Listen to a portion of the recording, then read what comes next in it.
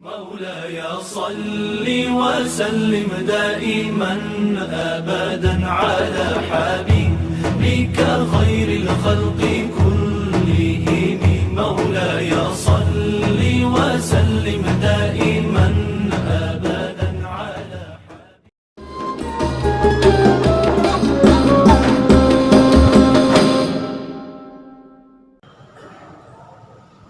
بسم الله الرحمن الرحيم.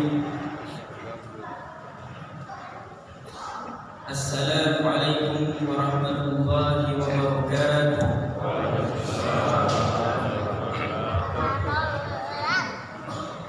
إن الحمد لله نحمده ونستعينه ونستغفره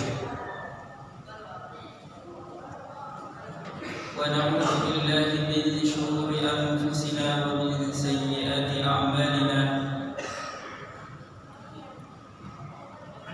من يهده الله فلا مضل له ومن يضلل فلا هادي له. أشهد أن لا إله إلا الله وحده لا شريك له وأشهد أن محمدا عبده ورسوله. اللهم صل وسلم وبارك على سيدنا محمد وعلى آله وأصحابه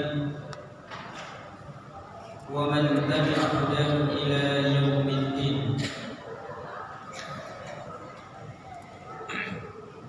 فقد قال الله تعالى في كتابه العزيز الكريم وهو أصدق القائلين: أعوذ بالله من الشيطان الرجيم. بسم الله الرحمن الرحيم. يا أيها الذين آمنوا اتقوا الله حق تقاته ولا تموتن إلا وأنتم مسلمون. وقال في آية أخرى: إنهم يرونه بعيدا ونراه قريبا. وقال أيضا: إن علينا للهدى وإن لنا للآخرة والأولى. صدق الله العظيم. فيا عباد الله، أوصيكم وإياي بتقوى الله فقد فاز المتقون. Kaum muslimin sidang jamaah Jumat rahimakumullah, bersama-sama kembali kita memanjatkan puji syukur kehadirat Allah Subhanahu wa taala atas segala limpahan nikmat dan karunia-Nya, sehingga pada hari yang mubarak ini kita kembali dapat hadir untuk bersama-sama mewujudkan ubudiyah kita kepada Allah Subhanahu wa taala. Salawat dan salam tak lupa kita kirimkan kepada junjungan kita Nabi besar Muhammad sallallahu alaihi wasallam, Nabi uswatun hasanah yang senantiasa menjadi teladan dan panutan bagi kita semua. Insyaallah pada pertemuan yang mubarak ini perkenankan kami membawakan satu khutbah Jumat yang berjudul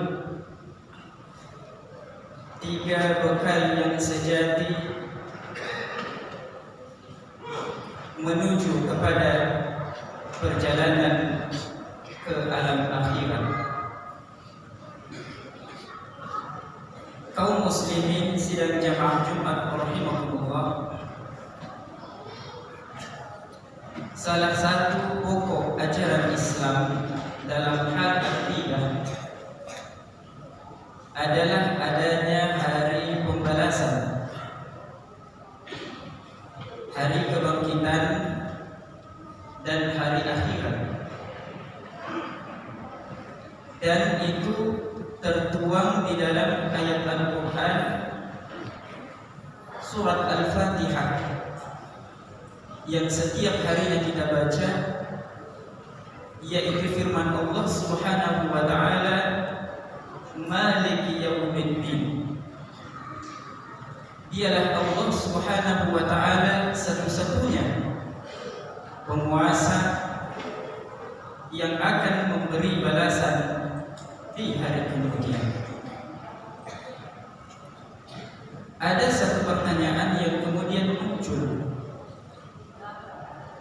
Mengapa Allah Subhanahu wa ta'ala mesti menjadikan dan menyiapkan bagi seluruh hamba-hambanya hari pembalasan?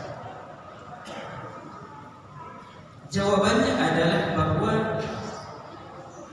hari pembalasan ini penting bagi kita semua selaku hambanya Allah Subhanahu wa ta'ala,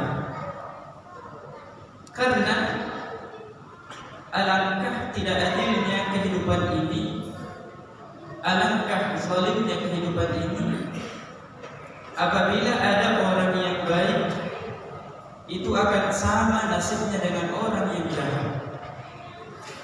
Orang ahli ibadah akan sama nasibnya dengan ahli maksiat.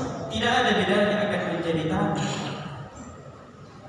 Orang yang suka mengambil hak orang lain dan orang yang diambil haknya akan sama-sama masuk ke dalam tanah dan menjadi abu dan menjadi tanah.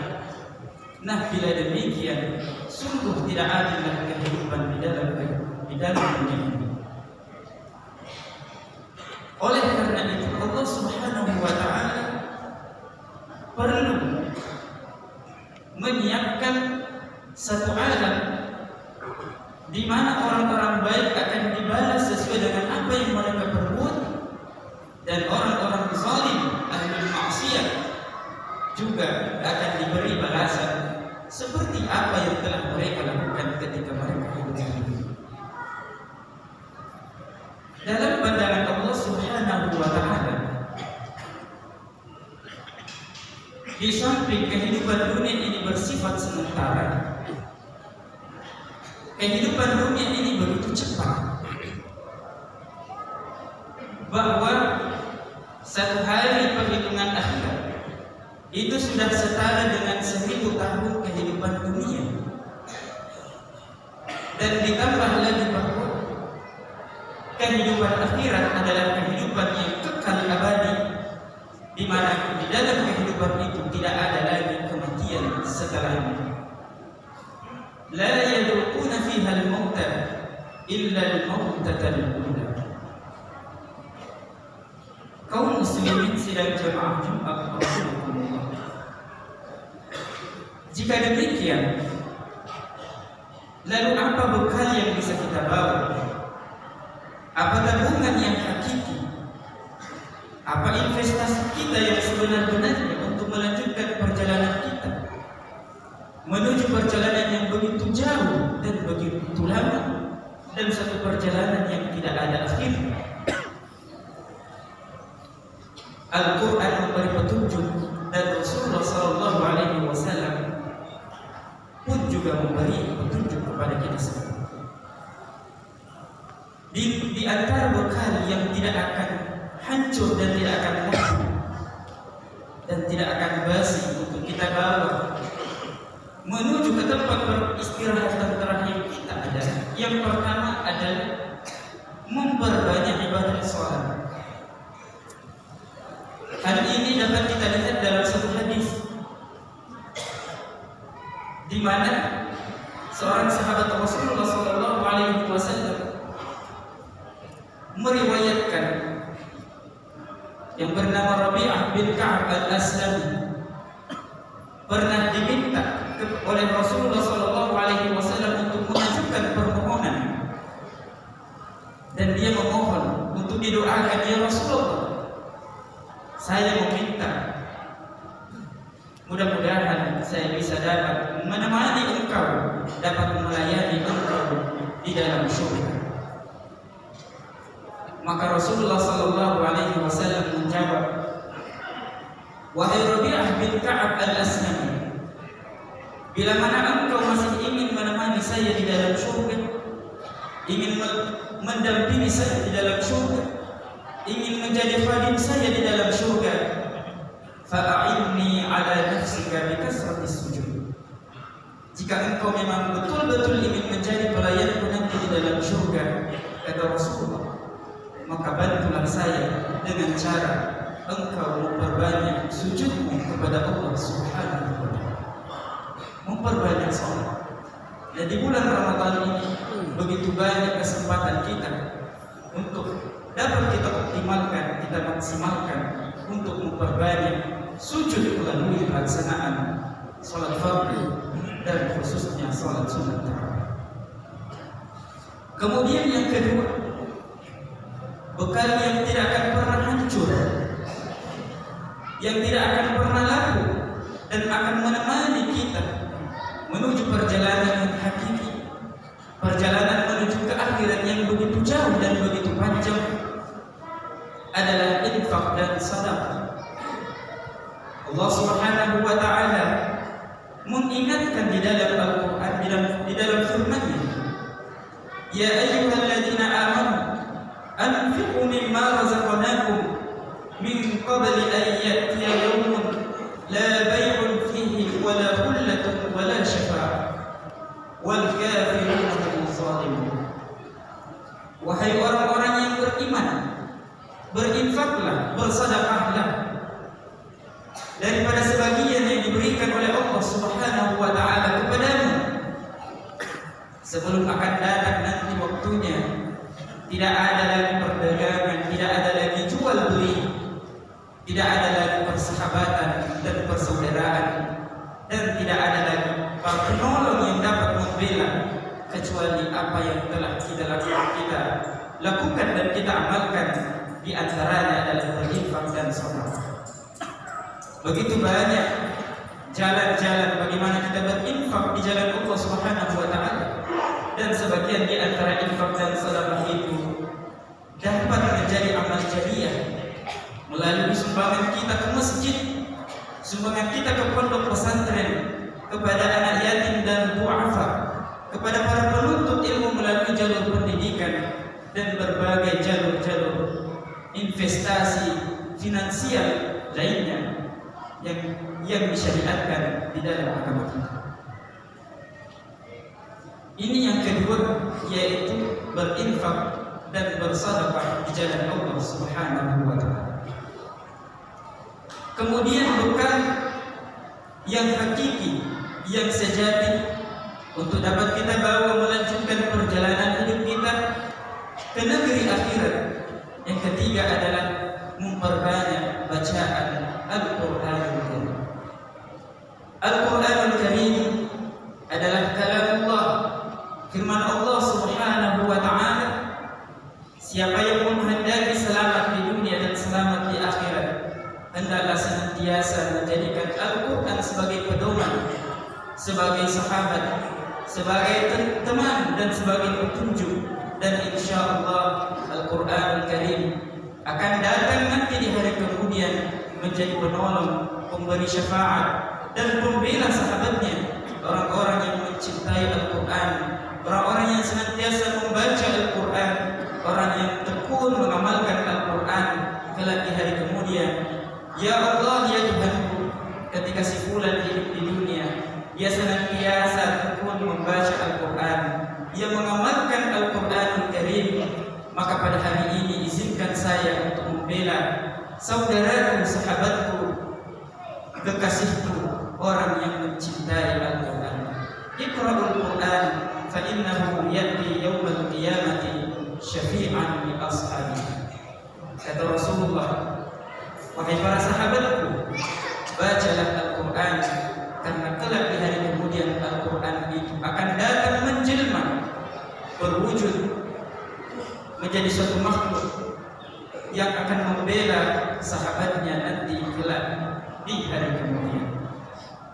Sebagai kesimpulan, mari kita bersama-sama memaksimalkan, mengoptimalkan segala karunia, nikmat yang diberikan oleh Allah Subhanahu wa ta'ala untuk yang kemudian akan menjadi bekal kita nanti di hari kemudian. Yang pertama, memperbanyak sholat. Yang kedua, mudah-mudahan ada tabungan kita di dalam bentuk infak dan sedekah, terutama infak dan sedekah yang jariyah, yang amalnya pahalanya terus mengalir sampai pada hari kiamat. Dan yang ketiga, mari kita menjadikan Al-Quran sebagai bagian daripada kehidupan kita, menjadi sahabat di dalam kehidupan kita. Barakallahu li wa lakum fil Qur'anil Karim wa nafa'ani wa iyyakum bima fihi min al-ayati wa dzikril hakim wa taqabbala minni wa minkum tilawatan innahu huwas samiul 'alim.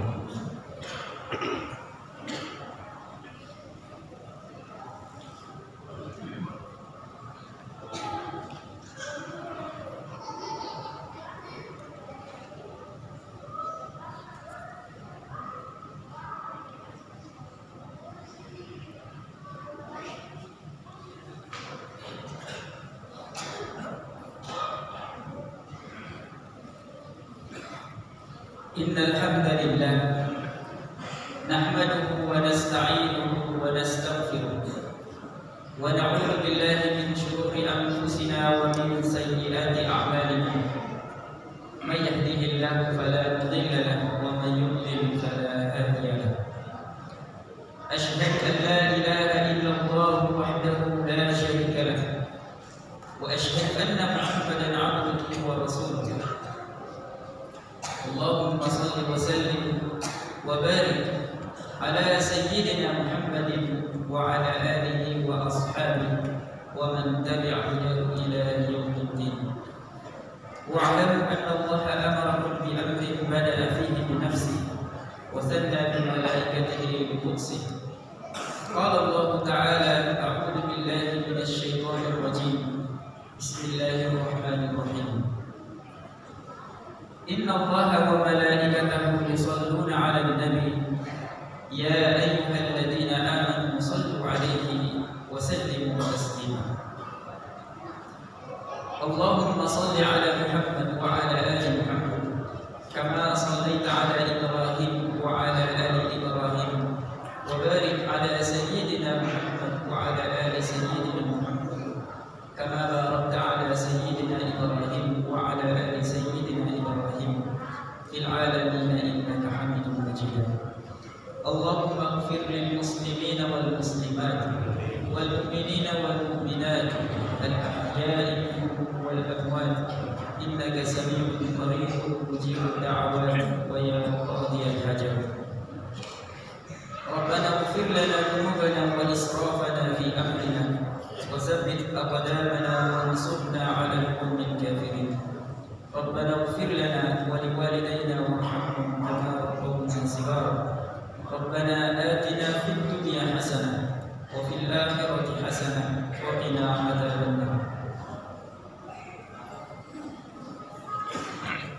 Fa ya ibadallah, usikum wa nafsi bi taqwallah faqad faza al-muttaqun. Ibadallah, inna Allaha ya'murukum bil 'adli wal ihsan wa ita'i dzil qurba wa yanha 'anil fahsya'i wal munkar wa la dhikrullahi akbar.